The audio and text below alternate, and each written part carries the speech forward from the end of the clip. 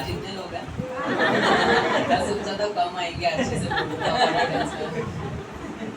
जिस पे पानी फेर दिया। प्रार्थना करते हैं। धन्यवाद देते राजा, धन्यवाद देते प्रभु, सारा आदर सारी महिमा देते राजा। आपने एक अच्छा सुंदर सभी दिया, उसके लिए कोटि कोटि धन्यवाद राजा। अभी जो मैंने ऑफरिंग को पिता सहायता मदद करना पिता, और लोगों तक जो वचन बोलूँगा पिता उसे अच्छे से समझे पिता, अपने लोगों से हर एक नॉलेज मदद करे, सहायता करे आगे समय पिता आपके हाथों में। भजन संहिता 37 का 5 बोलते हैं,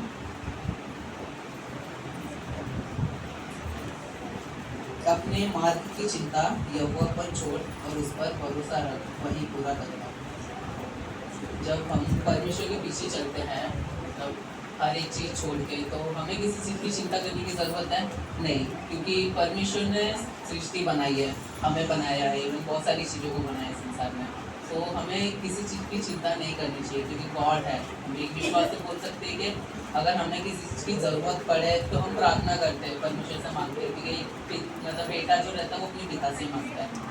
और तो मैं इसमें कहूँगा, मतलब बहुत सारे विश्वासी ऐसा रहता है कि चिंता करते भी है, क्योंकि कुछ रीजंस होते हैं उनके पीछे, जैसे कि उनकी कंडीशन ठीक नहीं होती या वो भटक जाते हैं किसी चीज़ों में।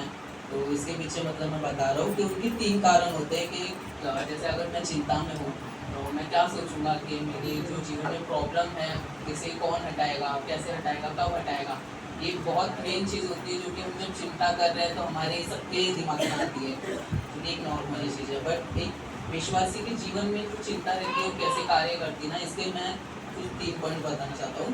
पहला जो है, चिंता एक विश्वासी को उसके विश्वासी जीवन में कमज़ोर बनाती है, बहुत ज़्यादा वीक बनाती है। तो वो जब कमज़ोर बन जाता है तो विश्वास नहीं कर पाता, ना कुछ सोच पाता है। एंड सेकेंड, चिंता रोकती है विश्वासी को परमेश्वर के पीछे चलने से, फिर वो परमेश्वर के पीछे नहीं जा पाता। जैसे कि अगर मैं चिंता में हूँ तो मैं संडे सभा में नहीं जा पाऊँगा कि अरे यार ऐसा होगा, कैसे होगा।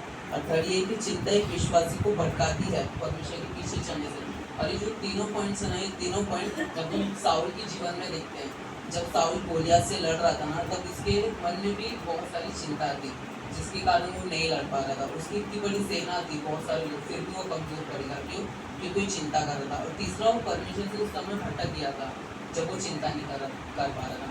लेकिन जब दाऊद आया, दाऊद के अंदर एक विश्वास था, वो चिंता नहीं कर रहा था, वो बहुत छोटा था, उसके अंदर विश्वास था कि मैं इसे हरा दूंगा, और उसने परमेश्वर का नाम लेके लाइक हरा दिया उसे।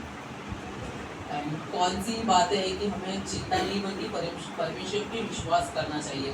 2 बातें बता दूँ मैं, जैसे कि बाइबल में लिखा है परमेश्वर है अपनी सामर्थ से इस प्रॉब्लम को हटाएगा। मतलब परमेश्वर अपनी सामर्थ से हर एक प्रॉब्लम को हटाएगा, क्योंकि परमेश्वर ने जीवन दिया है, परमेश्वर हमें बढ़ाएगा, और परमेश्वर अपने समय पर इस कार्य को पूरा करेगा। फिलिपियंस 4:6,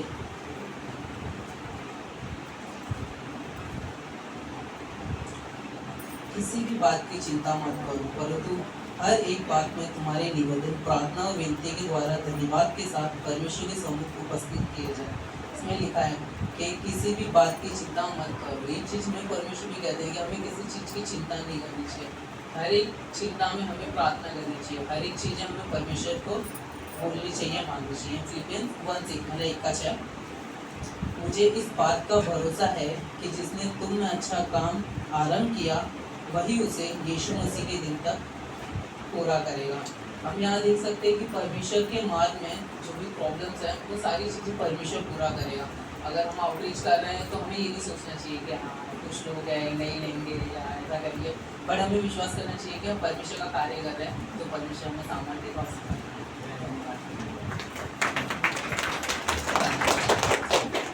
धन्यवाद देते राजा, धन्यवाद प्रभु, सारा अगर सारी छोटी को भी धन्यवाद राजा।